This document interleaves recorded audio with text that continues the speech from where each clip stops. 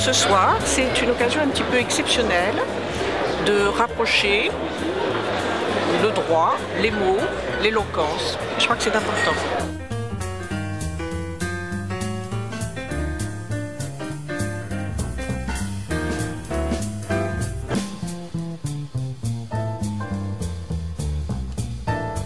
Plus qu'un événement, c'est un point fixe, c'est le phare de la rentrée du monde du droit des affaires à Paris. Et c'est l'occasion de se retrouver et d'honorer en quelque sorte les mots et la façon de décliner les mots. En fait, c'est l'histoire d'une longue dégringolade pour moi, la nuit d'éloquence, que j'ai commencé par faire des discours, et puis après j'ai fait passe-plat. Je pense que l'année prochaine, je serai en cuisine. Ce soir, le thème n'est pas sur le droit.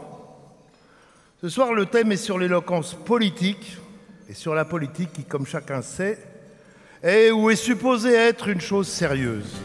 Parce que d'abord, j'ai affaire à des spécialistes de la loi et qui ont su à la fois en l'utilisant, en la critiquant quelquefois, devenir très éloquent et donner un exemple de ce que l'on peut faire grâce à la loi. Monsieur Claude Bartolone, vous êtes accusé, et à travers vous l'Assemblée nationale, de logorrhée législative, d'avoir tué la liberté, ce qui justifie une qualification criminelle, et à titre de délit connexe, d'avoir fait des lois trop longues et inintelligibles. Je pense que ce sont de grands comédiens. Ils ont eu un potentiel extraordinaire pour aller un jour aller dans des films comme ça. Je suis très très admiratif et intime avec Dupond-Moretti, qui j'espère d'ailleurs va bientôt tourner dans un de mes films. Vous avez tué la liberté, vous avez tué notre liberté. La liberté de rouler vite.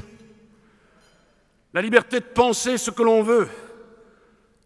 La liberté de dire les choses comme on veut les dire.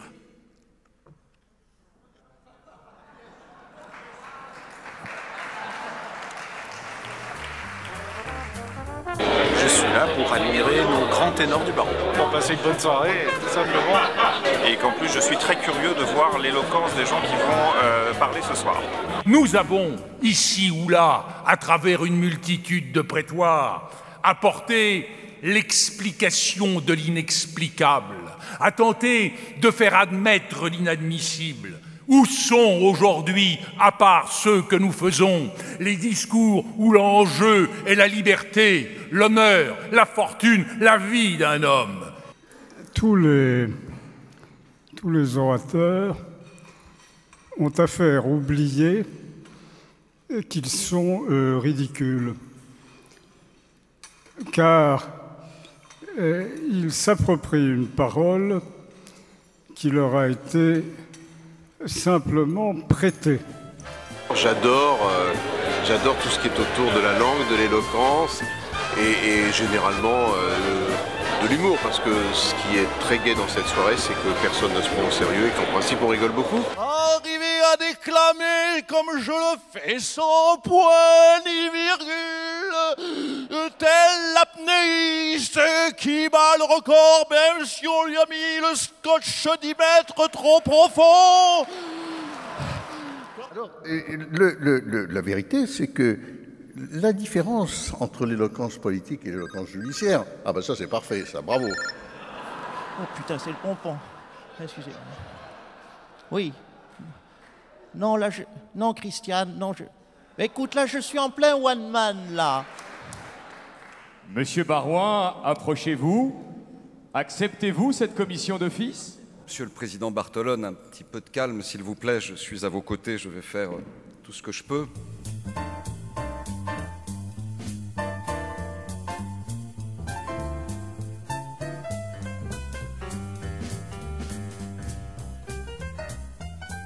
Claude Bartolone, c'est un homme qui mérite le respect et qui ne mérite surtout pas la peine que vous avez proposée. La lecture du journal officiel est une immense épreuve. Il va y avoir des gens qui vont poser des questions à d'autres sans le savoir. Et ceux qui auront la charge de répondre devront répondre selon l'un des 3 registres qu'ils choisiront. La langue de vipère, la langue de bois ou la langue de velours. Moi, je vais poser une question. Marc-Olivier Fogiel, à qui voulez-vous poser une question?